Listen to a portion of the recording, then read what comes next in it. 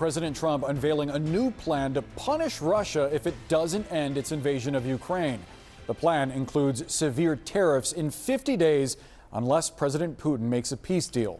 Trump made the declaration a short while ago during a meeting with NATO Secretary General in the Oval Office, saying about the conflict and negotiations that he's very unhappy with how it's gone so far. Watch this. We want to see it end, and I'm disappointed in President Putin because I thought we would have had a deal 2 months ago, but it doesn't seem to get there. So based on that, we're going to be doing secondary tariffs if we don't have a deal in 50 days. It's very simple. On top of those potential tariffs, the White House is also detailing an agreement to sell U.S. Patriot missiles to NATO countries who then in turn would transfer them over to Ukraine. Let's take you live now to the White House with CNN's Kristen Holmes. Kristen, take us through what the administration is saying about this ultimatum. Yeah, so let's start with the tariffs, as you're talking about, the ultimatum, and then we can move to the weapons, because both of these are very interesting in the sense that President Trump ran on this idea that, one, he could solve the crisis or solve the war in Ukraine between Ukraine and Russia within 48 hours of taking office, but also this idea that he was going to perpetuate an America First agenda. And what you see here is him trying to thread the needle on these things while still trying to help Ukraine end this war and protect themselves. So when you talk about those tariffs, we know that this is secondary tariffs, not first tertiary tariffs. Reasons why that's important is because Russia currently doesn't really do enough trade with the United States to have that matter. So now there's 50 days for this deal or for some kind of ceasefire in Ukraine to happen before these secondary tariffs at 100% would go into effect. That means that the countries that do business with Russia and also do business with the United States, they're the ones who are going to be facing these extraordinary high tariffs. The point there being that this is an effort to try and get leaders of other countries now to also try and force Putin to the table because you're punishing these intermediaries. Now, all of this, of course, is coming as we've seen really a 180 from President Trump when it comes to Vladimir Putin. Just listen to what he said about what it's been like working with the Russian president. I've been hearing so much talk. It's all talk. It's all talk, and then missiles go into Kiev and kill 60 people. It's got to stop. That's got to stop. I felt that we had a deal about 4 times. Mm-hmm. And here we are, still talking about it. And he didn't send. We thought, and I thought, we should have had a deal done a long time ago. But it just keeps going on and on and on. And every night people are dying. Now, one of the interesting things we heard there was actually not just from President Trump himself, but from the Secretary General of NATO, who said that President Trump came to a decision that the Ukrainians needed to be able to defend themselves, which is something, again, that looks at a big change from what we saw Trump just several months ago. And when it comes to the weapons, this is also him threading the needle because he has said that he doesn't want to help support Ukraine, give them more money, give them more weapons because of his America First agenda.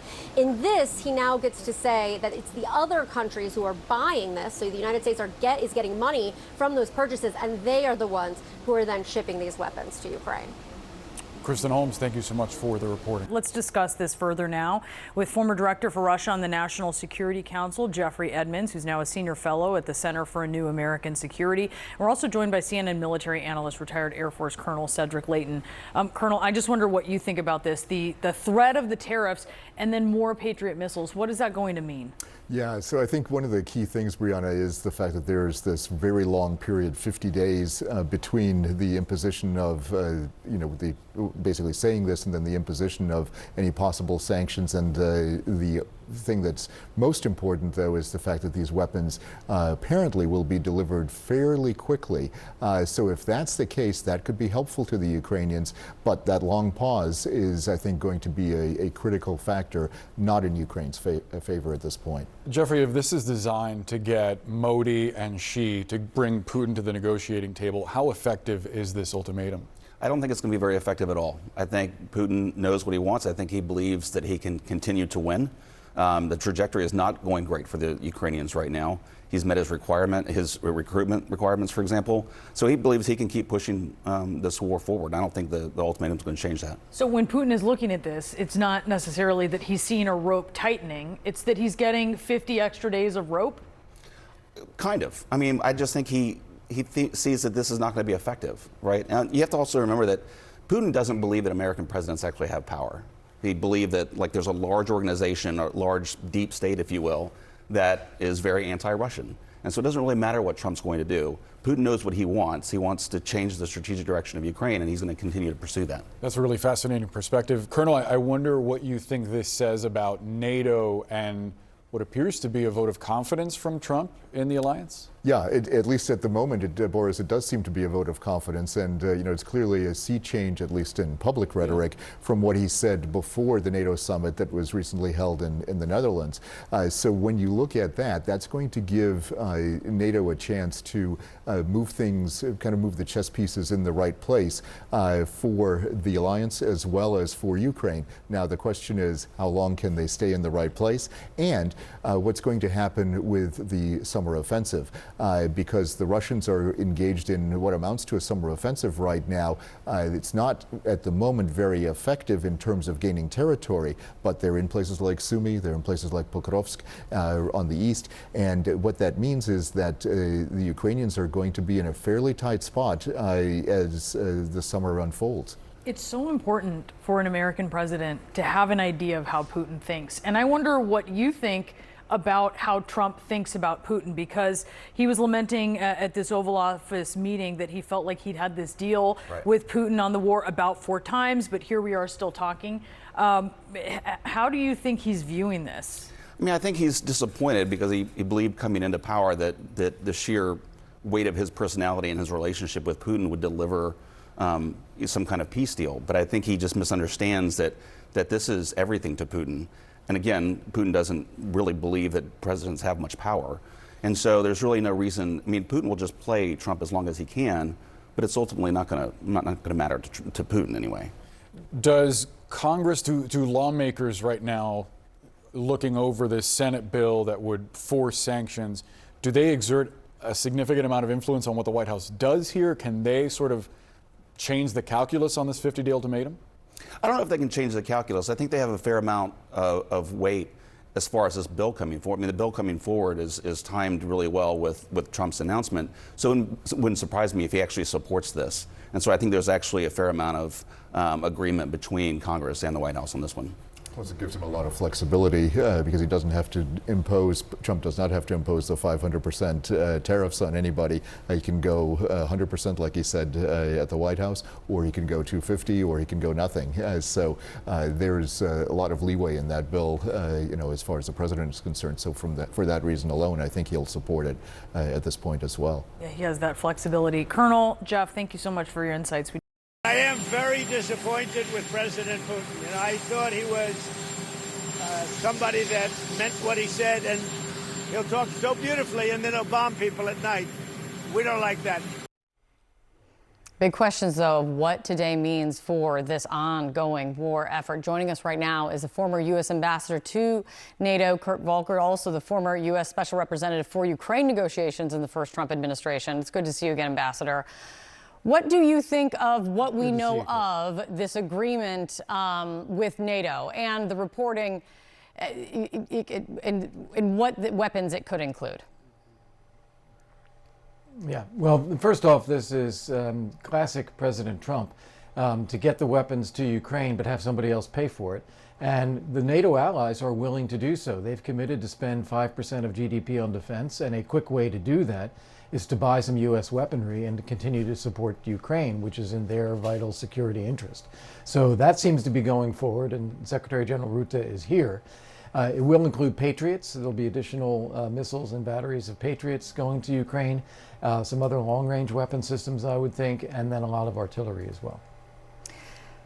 In addition to that, one thing that has been lingering, and it's been going on for, months and months, is the big question of what about sanctions?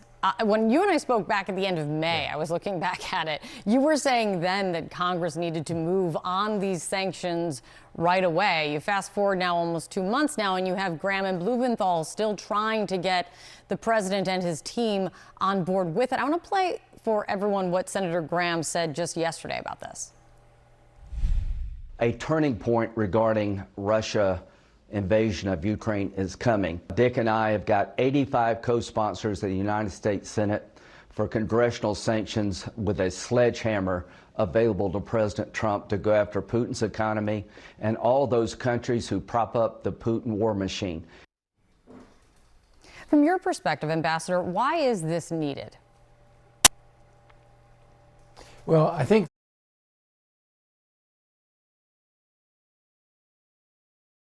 bringing in money into the Kremlin, which is funding their war.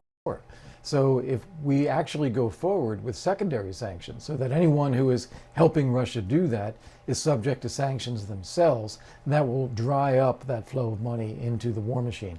So I do think it's essential that this go forward. What I expect President Trump to do is to send a signal to Congress that he does want them to pass this legislation now.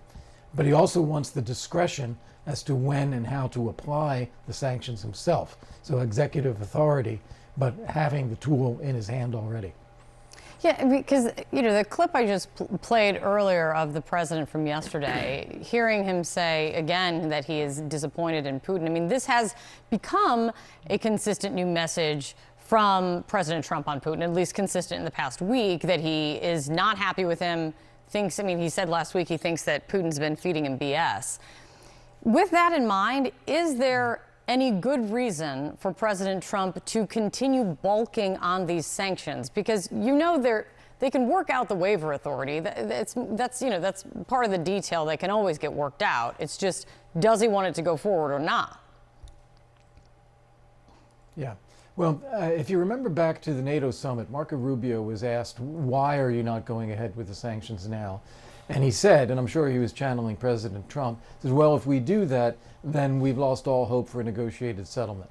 Now, I don't agree with that. I think that it actually needs that kind of pressure on Putin to get him to the point of a settlement. But I think that has been the administration's thinking.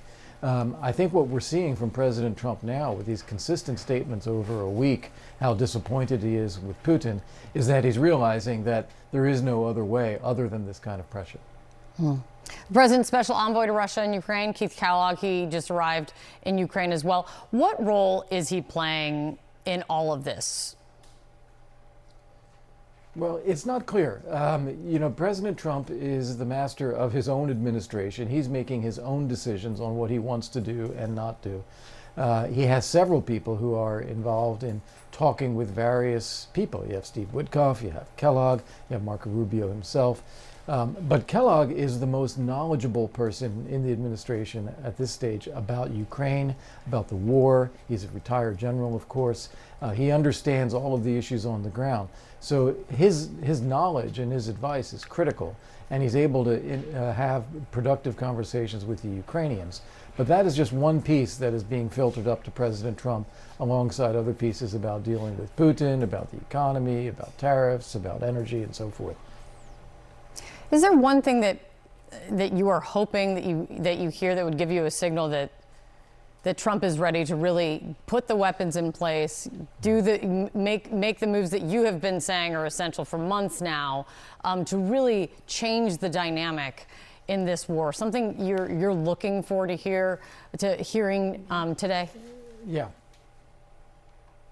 So there's a potential trifecta here that would be a very strong signal to Putin. And that would be not only agreeing that NATO countries can buy U.S. weapons, that should happen. The secondary sanctions, that should happen. Third, we should seize the Russian central bank assets that are still in the United States. There's about $8 billion there, and use that for support to Ukraine, and urge the Europeans to do the same. And they're sitting on about $260 billion in Russian assets. So that would be quite significant if they did that. And then one final piece of legislation that has not been renewed yet, but still could be, is Lend-Lease for Ukraine. That's giving Ukraine the authority to borrow directly from the United States, provided they buy American weapons and ammunition and pay us back later.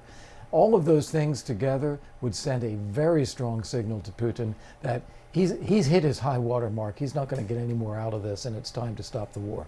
Yeah, one of the questions it seems, if not now, when, is kind of the moment we seem to be at. Ambassador, it's really great to see you. Thank you so much.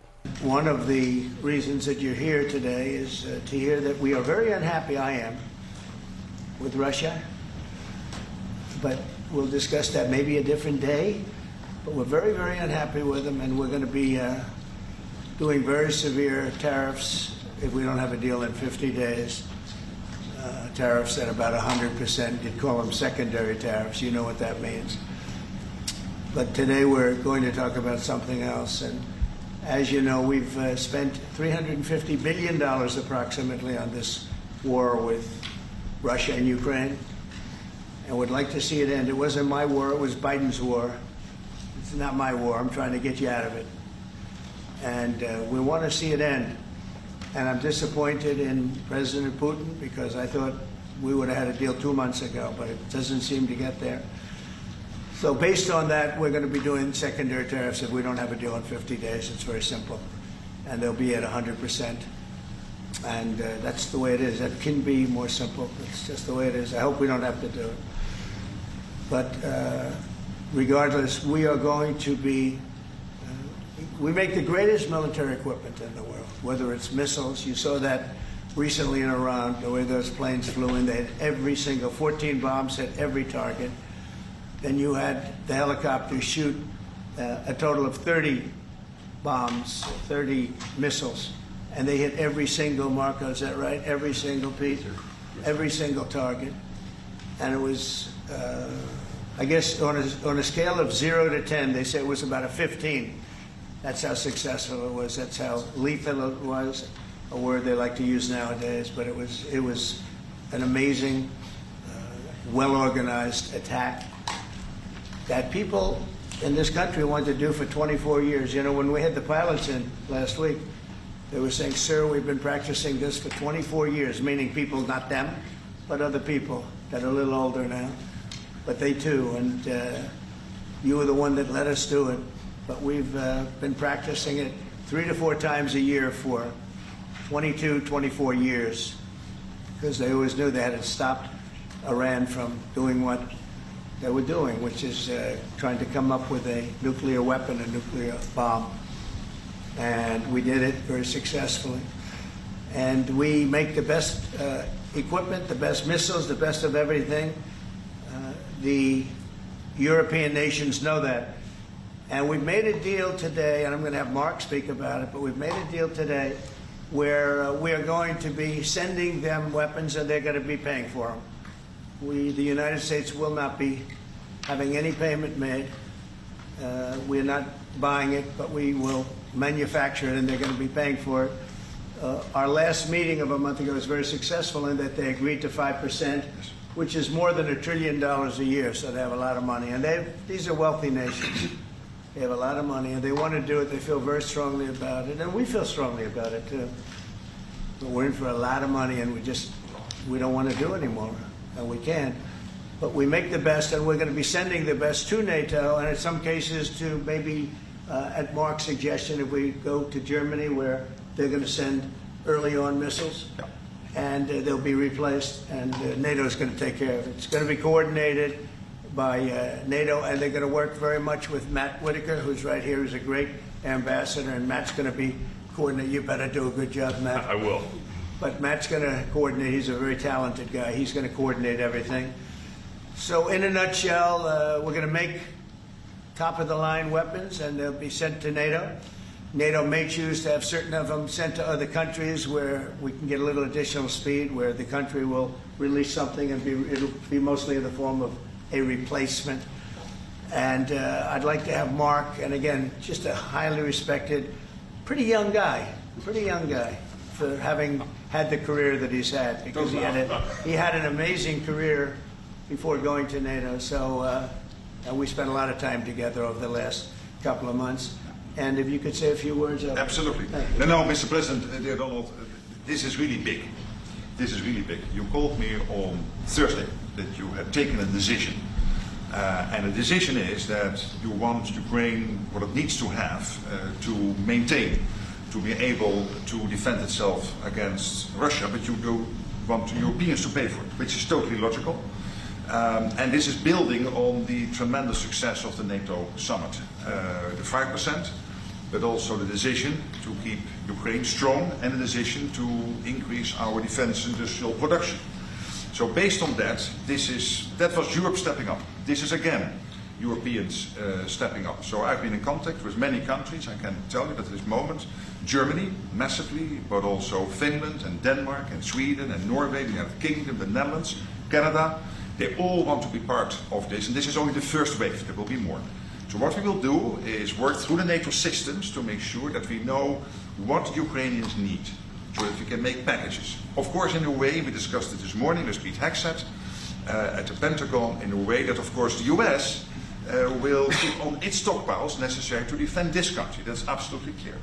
But it will mean that Ukraine can get its hands on really massive numbers of military equipment, both for air defense, but also missiles, ammunition, etc., etc. So if I was Vladimir Putin today and hear you speaking about what you were planning to do in 50 days and this announcement, I would reconsider whether I should not take negotiations about Ukraine more seriously than I was doing at the moment, if I was Vladimir Putin. But when I'm Ukraine, I think this is really great news for them. So I really want to thank you for that. And that means the Europeans paying for it. And again, I mentioned all these countries, we will deal with that. And exactly as you said, that might also mean that countries will move equipment fast into Ukraine and then the US later backfilling it because speed is of the essence here. So really, thank you. This is important. You did a great job. That's a really great job. How did you tell Putin this was coming? I speak to him a lot about getting this thing done. And I always hang up and say, well, that was a nice phone call. And then missiles are launched into Kiev or some other city. And I said, it's strange. And after that happens 3 or 4 times, you say, the talk doesn't mean anything. My conversations with him are always very pleasant. I say, isn't that a very lovely conversation? And then the missiles go off that night. I go home, I tell the First Lady, I spoke to Vladimir today. We had a wonderful conversation. She said, oh, really? Another city was just hit. So it's like, look, he's, I don't want to say he's an assassin, but he's a tough guy. It's been proven over the years. He's fooled a lot of people. He fooled Bush. He fooled a lot of people. He fooled Clinton, Bush, Obama, Biden. He didn't fool me. But what I do say is that at a certain point, ultimately talk doesn't talk. It's got to be action. It's got to be results. And I hope he does it. It's potentially such a great country to be wasting so many people on this and the money. And look at what's happened to his economy. Look at what's happened. So, and with the threat in 50 days, yeah, the economy will be hit very hard.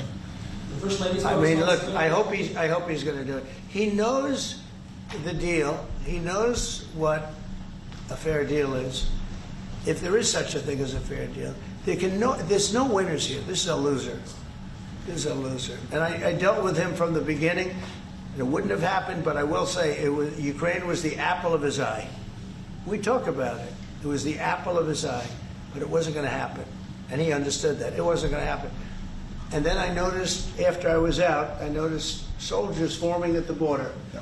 And then I heard horrible, stupid things being said from the other side.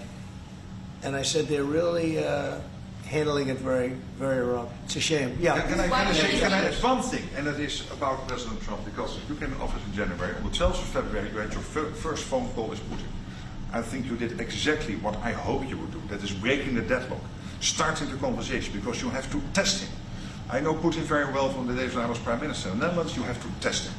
And you did this, and you really gave him a chance to be serious, to get to the table, to start negotiations. Steve Witkoff, Marco Rubio, we all tried to help you. But you've now come to a point where you say, well, hey... We actually thought we had probably 4 times the deal. Yeah. I mean, you would have called and you would have said, this looks good. Yeah. And then the deal wouldn't happen because bombs would be thrown out that night and you'd say, we're not making any deals. It was like... But you breaking the deadlock was crucial because you had to start that process. And you were the only one who was able to do that. I think we'll get it done. Let's get some perspective on all of this with CNN's former Moscow bureau chief, Jill Doherty. She's the author of the book, My Russia, What I Saw Inside the Kremlin. Jill, great to see you as always. Let's start on the weapons side of this. How will this transfer from the U.S. to NATO allies to then Ukraine change Kyiv's ability on the battlefield? Well, right now, as we've been reporting day after day, there is a huge onslaught by Russia from the air on Ukraine.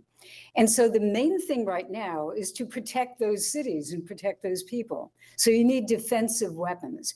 And the thing is, they need them now. So how do you do that? And I think with this agreement among the allies, you have the Europeans who have this in stock. Many of them have it on their territory. They could theoretically get it into Ukraine very quickly.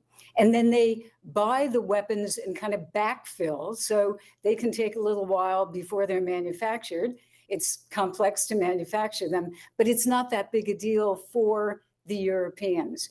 And so I think that could conceivably help Ukraine a lot because they are right now not defenseless, but it is very, very difficult, especially with those long-range weapons from Russia that are creating havoc in Ukraine right now.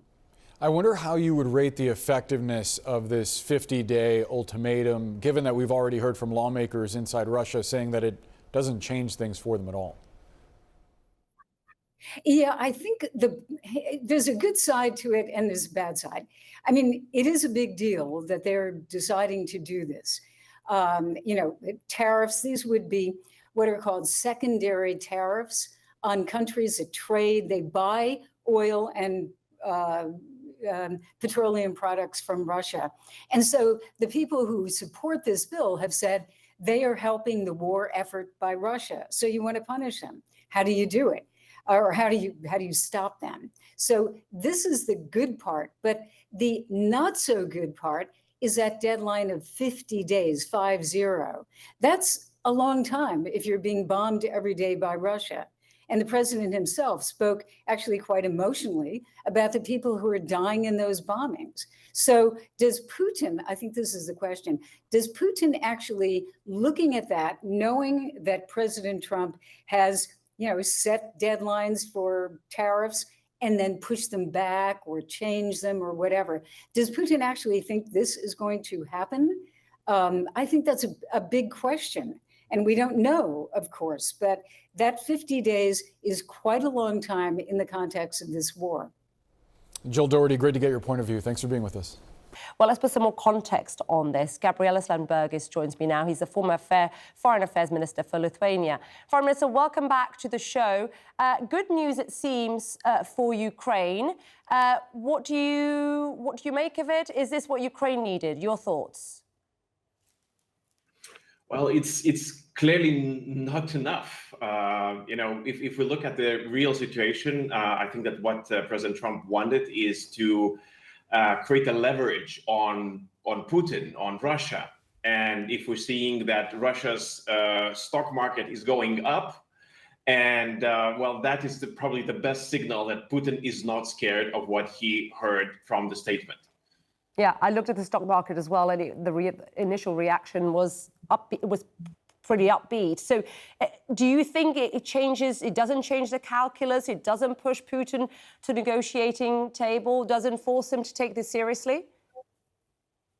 No, look, I mean, there are two things that have been announced. So first of all, about the weapons. So the weapons part is, it might provide a little bit of optimism that, okay, at least some of the restrictions will be removed. Now it all boils down whether Europe will be able to step up and actually purchase the things that the United States is able to sell. We're hearing Hungary. This is, kind of usual to hear from them that they are not going to participate in any common purchases. And so it's not yet clear to me whether Europe will be actually ready to, to do what is needed to be done. The second thing is tariffs. When you look at the trade between Russia and the United States, it's just above $3 billion. So to give you an example, so a trade between Lithuania and Latvia is closer to 5 billion. So I don't think that even 100% on 3 billion is anything that Putin would be scared about. So it is definitely not serious. And then again, it's 50 days of breathing time for Putin. How many people will die through that time? How many buildings will be destroyed? That is the question that I'm sure that many Ukrainians have in their mind today. Look, you've raised lots of good points there. Let's take then in the first place those 50 days, because clearly a reassurance to many in Ukraine, Foreign Minister, that President Trump finally realizes that Putin is the problem. But like you say, 50 days is a long time, especially for those in the front line. I'm just wondering, is this another arbitrary deadline, 50 days like we've seen on tariffs? It keeps shifting, and especially given how mercurial President Trump is. Who's to say that those 50 days, this may shift at all? Is this something you think you're worried? Is this something you would be worried about?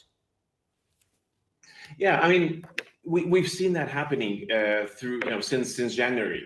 Basically, it was became a meme of 2 weeks, right? Whenever President Trump is asked, he would say, okay, in 2 weeks, I will give you an answer. So now it's not 2 weeks, it's 50 days.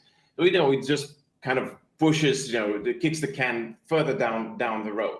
While we've seen what is happening through this half a year, Russia has escalated immensely, hundreds and hundreds of new attacks every single day. That means that they're fine. They're not worried.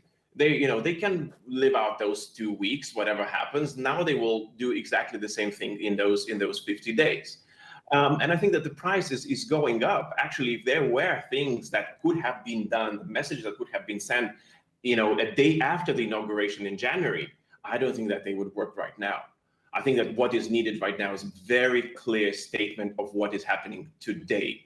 Ukraine is getting that much assistance. This is going to be sent. Ukraine is going to be defended in that way, and these sanctions will be put on Putin. Now, 50 days, a tariff on 3 billion, it's not really serious. You don't think that message from President Trump today, you don't think that was clear enough? It doesn't show where his support is? You think he needs to be tougher on Putin? Look, I mean, I see a lot of, a lot of theatrics that grabs a lot of attention by media, by us, by everybody, right? So we're talking about this, we're discussing, there will be a lot of headlines, President Trump, is it big enough, the announcement, is it, not too big enough? Ukraine needs assistance right now.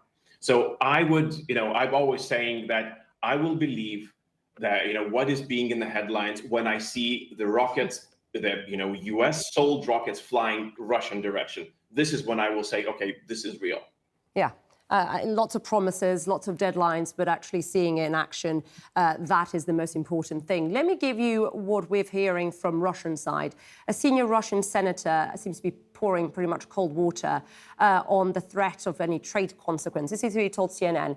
If that's all Trump meant to say today in Ukraine, then so far the steam has gone out the whistle. The Europeans will have to keep shelling out and shelling out, he says. There is only one beneficiary, the US military-industrial complex. Your reaction to that? Look, if we calculate the sanction packages that Europe has imposed on Russia, the approximate amount of financial damage that was inflicted on Russia is close to €500 billion. So this, what we have managed to do, and this has not stopped Putin. Yeah. Right? It is an immense pain that the Russian economy is going through, but it has not stopped Putin yet. Right? So we are talking that we need to go further. We need to go beyond that, really to inflict even more pain on Russian economy, so to change their calculus. Now what we're talking inflicting 100% tariff on 3 billion. If President Trump would be clear that he's ready to go after China, after India, after those companies who are procuring Russian oil, Russian gas, that help avoid the sanctions, circumvent the sanctions, basically make them, survivable for Russian economy, well, that would probably be a serious message. And Senator Graham, actually his bill that was supposed to go to Senate floor had that. There was this notion, but unfortunately we're not, at least it's not clear whether there is a chance that it would see the light of day. Yeah, he seems to be gaining more and more support, at least of last week, from various guests I had on the show last week. There seemed to be a sense that was where potentially President Trump was going. It does seem we're not there yet. But on the question, though, of maintaining that support with these weapons, who exactly is going to pay for this? Because, You know, it's already, and this is something you and I have discussed before, it's already a bit of a struggle for many European countries to pay, you know, even 3% of GDP in defense. How will Europe react to paying this? And why not use those Russian frozen assets? That's a very good question. What we're hearing right now, so, you know, Germany is announcing that they might be paying for, you know, a couple of Patriot batteries, which is a very important weapon that only United States can provide at this stage. So, you know, these are small elements, important elements, but they do not change the calculus of Putin. They do not change the situation on the front for Ukraine. You know, you cannot win the war with 3 additional Patriot batteries, unfortunately. That is a reality. So we've constantly advocated for Europe to step up, to figure out new instruments, new funds, new money. And as you say very correctly, there is a huge amount, 190 billion euros, lying in Belgian bank that could be used to help Ukraine. And unfortunately, there has been not a political decision found in Europe to use that. So how do you explain to a taxpayer in Europe why we should be paying up while there is Russian money that could be used? Yeah. So clearly, this is the first go-to account. Take the money and pay up and give the weapons to Ukraine. That would definitely help. Gabrielas Landsbergis, always appreciate your analysis. Good to see you. Thanks very much.